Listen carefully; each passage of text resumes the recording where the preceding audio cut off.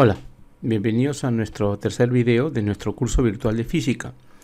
Nos corresponde ver ahora la clasificación de los vectores. Este es un tema complementario a lo anterior que habíamos estado viendo. Por favor, mucha atención con lo que vamos a ver, porque los conceptos que vamos a revisar no son solamente importantes para los vectores en sí, sino sobre todo para su aplicación en los temas que siguen. Llámese cinemática, leyes de Newton, ¿ya? Así que por favor, mucha atención.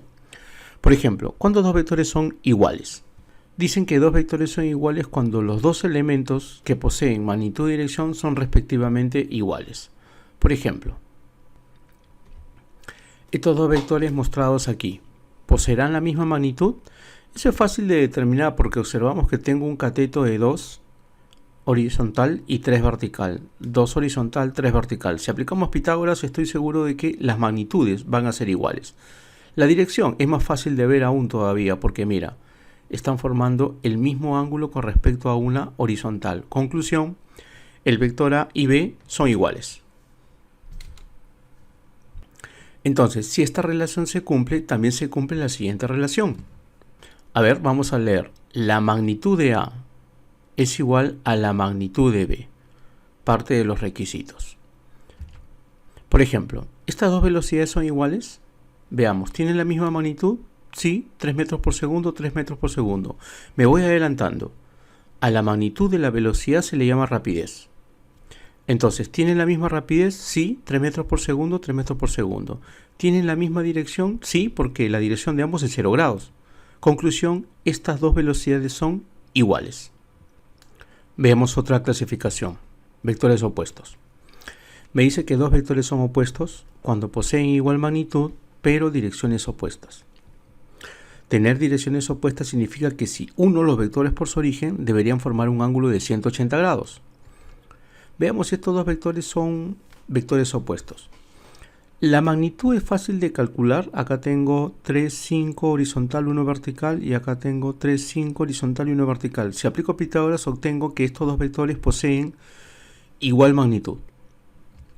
Y si los traslado con la intención de unirlos por su origen, también voy a determinar que están formando un ángulo de 180 grados, así que sus direcciones son opuestas. Si esto ocurre, observa la notación que van a recibir estos dos. Si uno de ellos le llamo vector B, al otro recibirá el nombre de menos B o el negativo de B. Cuando le habías dicho de que no habían vectores negativos, cuidado, no habían magnitudes negativas, pero los vectores sí pueden ser negativos. ¿Cuándo un vector es negativo? Cuando es el opuesto de otro. Es por eso que esta definición que estamos mostrando aquí es muy importante. Y por lo tanto, al igual que en el caso anterior, mira, esta relación sigue cumpliendo. A ver, vamos a ver. La magnitud del vector B es igual a la magnitud del vector opuesto a B o negativo de B. Y eso se cumple porque era uno de los requisitos. Ejemplo. Estas velocidades son opuestas porque a pesar de tener igual magnitud, estas velocidades están formando un ángulo de 180. Si tú las unes por su origen, podrás verificar eso. A ver, veamos. Me pregunta si la velocidad en los puntos A y B son iguales.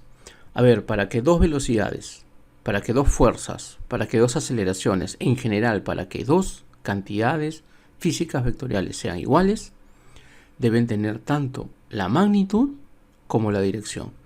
Y eso es lo que observamos aquí. Vamos a ver, la dirección, sí, la dirección es la misma. Mira, 0 grados, 0 grados. Pero ¿qué hay de la magnitud? Uno tiene magnitud 3 metros por segundo y el otro 6 metros por segundo. Conclusión, no son las mismas velocidades. Porque a pesar de tener la misma dirección, sus magnitudes son diferentes. Me dice, en A y en B la dirección de las velocidades son iguales, mas no sus magnitudes. Por lo tanto, las velocidades son diferentes. Siguiente pregunta. Me preguntan si la velocidad en A y en B son iguales. Mira, aquí la mayoría de personas tiende a pensar que sí. Y tú pregúntale por qué y te va a decir porque acá es 5 y acá es 5. Sin embargo, ¿qué no están tomando en cuenta? La dirección. Y la velocidad, al ser una cantidad vectorial, no solamente tiene magnitud, sino también dirección. Vamos a ver. ¿Tienen la misma magnitud? Sí, hasta ahora vamos bien. ¿Tienen la misma dirección? No. Entonces, conclusión, no son velocidades iguales. En A y en B, las magnitudes de las velocidades son iguales, mas no sus direcciones. Por lo tanto, las velocidades son diferentes.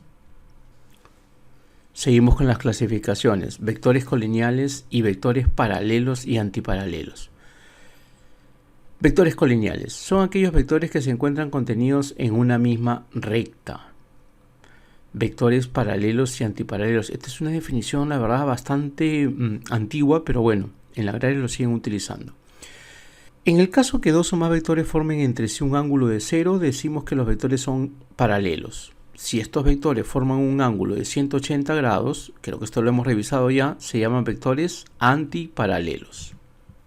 A ver, me dan una muestra de 3 vectores. Voy a empezar a identificar. Por ejemplo, ¿qué son A y B? Bueno, según lo que tengo aquí, colineales no son. Paralelos tampoco, voy a decir que son antiparalelos. ¿Por qué? Porque si los uniera por su origen me daría cuenta que forman entre sí un ángulo de 180 grados. Bien, ahora me preguntan por A y C. Puedo decir que A y C van en la misma dirección. No sé si tengan la misma magnitud, pero van en la misma dirección. Es decir, el ángulo que forman es de 0.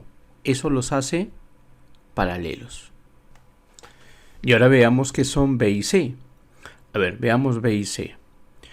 Definitivamente son colineales porque están contenidas en una misma recta, pero también veo que el ángulo entre ellos, si los uniera por su origen, es 180 grados. Entonces también puedo decir que son antiparalelos. Conclusión, B y C, además de ser colineales, también son vectores antiparalelos. Vectores concurrentes son aquellos vectores cuyas líneas de acción, es decir, sus prolongaciones, se cortan en un único punto. Por ejemplo, si yo prolongo el vector A, el vector B y C, observo de que todos ellos se cortan en un único punto. Conclusión, en la figura, los 3 vectores mostrados son concurrentes. Pero también podemos decir que los vectores, además de ser concurrentes, son coplanares, porque se encuentran sobre un mismo plano. Todos los vectores que tú dibujes sobre tu cuaderno o que el profesor dibuje sobre la pizarra, esos son vectores coplanares porque están sobre un plano. Puede ser el plano tu hoja o el plano sería, en este caso, la pizarra de tu profesor. A ver, vamos a poner en práctica. Estas dos rectas son paralelas. ¿Puedo decir de que A es concurrente con B? Sí, porque si prolongo, mira, se corta en un único punto. De la misma manera, entonces, A y C son concurrentes porque, mira, se cortan en un mismo punto y por lo tanto D y A, mira, también son concurrentes. Coplanares son todos. Colineales sería C y D. Paralelos, A sería B con C. Antiparalelos sería D con C, pero también D con B. Por ejemplo, lo olvidaba. ¿Qué vectores en la figura no son concurrentes?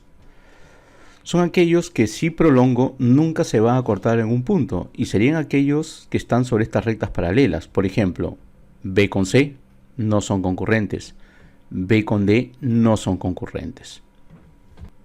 Veamos una aplicación más. Por favor, me estoy adelantando el tema de mecánica.